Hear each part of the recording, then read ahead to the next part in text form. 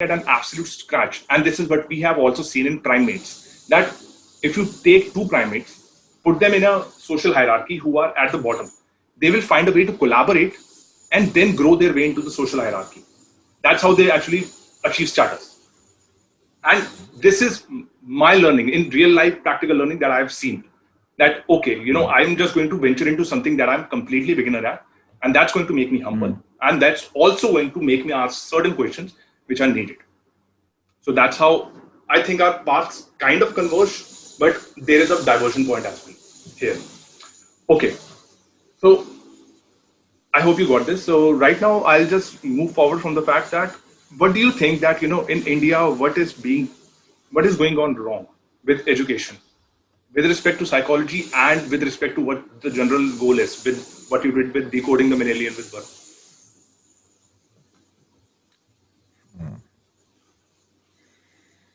Well, yours and mine is the first cosmopolitan, metropolitan, globalized generation that this country has seen. And it's very easy to forget it if you were not born for that. Right? So the obvious friction that I've come to understand between me and my parents, now that it's gotten friendlier, it's acquired shapes of curiosity and genuine like wonder for my well-being and all that jazz. What I've come to understand is that it's genuinely that they do not understand. And the reason why they do not understand what Prakhar wants to, has wanted to, will want to do is because that language and that reality evades their language and reality. Okay? So it is just a concept to alien for them. And in that in that alienation, they don't want their kids to not, when you said something about, parents aiming for mediocrity, they're not aiming for mediocrity, they're aiming for stability. And stability usually is a mediocre thing to have, right? Yeah. And so, and I don't blame them. Mediocrity, stability was elite 20 years ago, 30 years ago, 40 years ago, right? So I don't blame them. And so there is, on one end, there is an entire generation of leaders that are, well, that they just, I don't know, this is probably a young person's bias, but they just haven't seen the modern world. They're not apt to handle the modern world. I just don't see how a 75-year-old man, no matter what country they're in, is apt to handle the world. 40, 45, 50, sure. 70 is just too old. I don't see a logical sense, not that I'm proposing a policy around it. On the other hand, I think the question you asked is too broad. It can be approached from so many ends.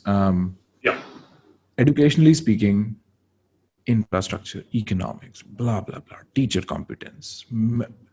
It's an endless snake. You don't know where the tail is at. Like, you don't know where it begins. There are so many things. I'll tell you. So all of this might well begin with the fact that we grow cotton instead of, say, XYZ silk. Like, it genuinely will begin at that fact on a policy level. Might.